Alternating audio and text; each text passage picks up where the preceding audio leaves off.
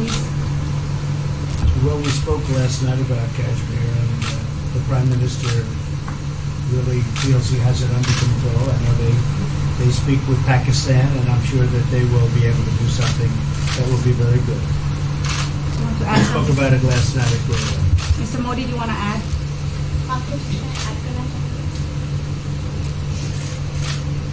भारत और पाकिस्तान के बीच कई बायलैटरल इश्यूज हैं और पाकिस्तान के प्रधानमंत्री के चुनाव के बाद जब मैंने उनको टेलीफोन किया था तब मैंने उनसे कहा है कि पाकिस्तान को भी गरीबी के खिलाफ लड़ना है, भारत को भी गरीबी के खिलाफ लड़ना है, पाकिस्तान को भी अशिक्षा के खिलाफ लड़ना है, भारत को भी अशिक्षा के खिलाफ लड़ना है, पाकिस्तान को भी बीमारी के खिलाफ लड़ना है, भारत को भी बीमारी के खिलाफ लड़ना है। हम दोनों देश मिलकर के गरीबी के खिलाफ लड़ें, हमारी असुविधाओं के खिलाफ लड़ें और हम मिलकर के दोनों देश की आवाम की भलाई के लिए काम करें। ये संदेश मैंने पाकिस्तान के प्रधानमंत्री जी को भी दिया है और राष्ट्रपति ट्रंप से भी हमेशा हमारे इस बायलैटरल संबंधों के संबंध में बात होती रहती है। Between India and Pakistan, there are many bilateral issues. And after Mr. Imran Khan became the Prime Minister of Pakistan, I called him up to congratulate him, and I told him that Pakistan needs to fight poverty, India too.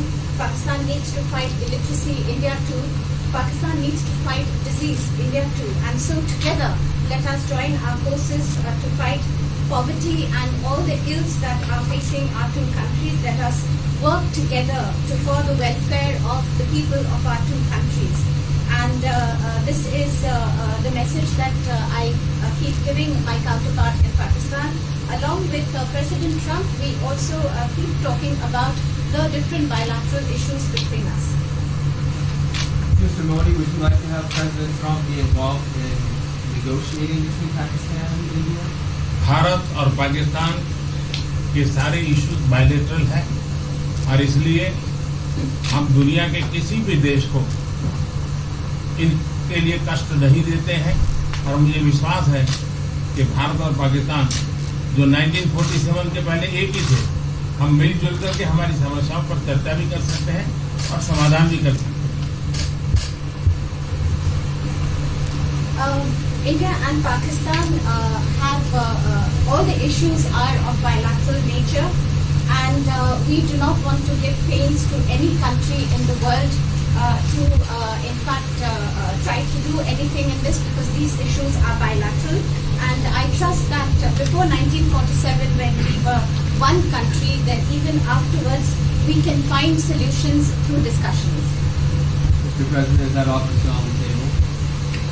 I'm here. I have a very good relationship with both gentlemen, and I'm here if for any reason, but I think they can do it themselves very well. They've been doing it for a long time. President, the Chinese have said today publicly that it's more low-level calls that have happened, and they're downplaying the significance of the calls the U.S. administration. I don't know what you mean by that. Low level? The vice premier is low level? I don't think so. What's in your mind, they're low level? What is the position of the gentleman that was quoted in the newspaper today? Well, the Vice Premier, Leo Ho, came out with very significant statements, and we've been communicating through intermediaries back and forth with him. It's the Vice Premier of China.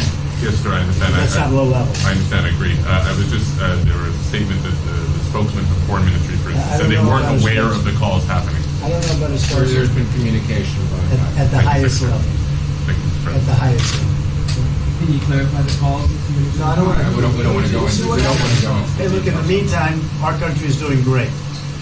We're doing great. And the Prime Minister just congratulated me. Everybody that's met has congratulated us on the job we're doing in the United States with our economy. Our economy is phenomenal, best it's ever been.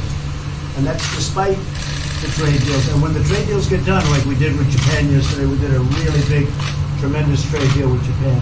And we have others coming. We're negotiating now in earnest with the European Union because they want to do that. They want to do that, and I do too. So we have. When we get these deals done, our country will be transformed.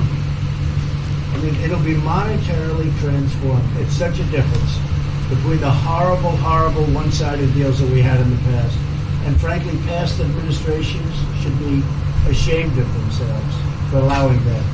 But we have many of them. One of them is the USMCA, Mexico-Canada. And hopefully that'll get voted on very quickly. Everybody wants it to happen, so hopefully we can make that a bipartisan bill. But we have many trade deals that are doing very well, and including China. And I think it was necessary to go through this, you would say a rough patch, but I'd say maybe much more than a rough patch. But that's okay, because we've been paid billions and billions of dollars. And you know that prices haven't gone up, and there's been no inflation. And we've put a lot of money in the Treasury, and tens of billions of dollars. And I've given a lot of it to the farmers that were hurt. I've been able to give a lot of money, compliments of China, to the farmers that were hurt, because we gave them 16 billion and we gave them 12 billion the year before. That made them whole. That was the amount of money that China didn't invest in to our farmers, give to our farmers. So the farmers have been amazing, but they're very happy with the job we're doing. But eventually they're going to be the biggest, or one of the biggest beneficiaries. Okay? Mr. President, did you attend the climate session? Say it? Did you make it to the climate session? Were there any conclusions that you should I'm going to. In fact, it's going to be our next session. So we haven't had it. Do you have a message that you would like to deliver to? No, I want clean air and clean water. And we're right now having the cleanest air and cleanest water on the planet. But that's what I want. I want absolutely clean air and clean water. Mr. President, just briefly back on China, we saw the comments from you about wanting calm. Calm, exactly. Just wondering if you can clarify what you meant about the call. Was that with lighthearted? I don't want to talk about calls. We've had calls. We've had calls at the highest levels. But I don't want to talk about that. But the Vice Chairman put out a statement last night that was a statement, and saying that he wants to make a deal and he wants calm. And I think it's a very good word to use, calm. Not a word that I use that often, but it's a good word to use. And I think it's one of the reasons that's a great country. I mean, they understand. I think that message also helps with respect to Hong Kong. I really do. I think it makes it easier for Hong Kong to do something. And I think that President Xi will do something with Hong Kong. I really think that message is a good message with respect to what the ultimate outcome is in Hong Kong. Very, very positive message. And we appreciated it. We appreciated it. What else? Anything else? Mr. President, what are your latest thoughts on your threat on pulling out of the WTO? And if you do, can I also ask Mr. President Modi what your response to that in terms of how it will affect India's trade strategy? Well, we haven't been happy with the WTO, but now we're winning cases. We won the big Airbus cases, you know. It's a tremendous case. I mean, it's billions of dollars. That was a very recent victory, and we're winning cases now. And we're being treated more fairly now in the WTO, which we appreciate. मुझे लगता है कि हम दोनों को बात कीजिए, हम दोनों बात करते रहेंगे. जब जरूरत पड़ेगी आप लोगों को जरूर जानकारी पहुंचाएंगे. He actually speaks very good English. We just don't want to talk about it.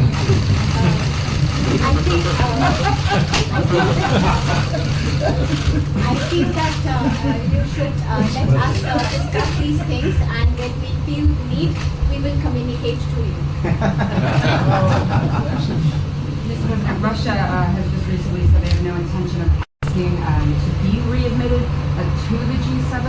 However, No, I wouldn't expect they'd ask, because why would he's a proud man. He's done a real job, and why would he ask? No, it's something we discussed, and it's under discussion now. No votes or anything, but I would be inclined to say yes, and so would others, and some probably wouldn't be, but it's just a discussion. No, I would think that he wouldn't do that because he's a proud man.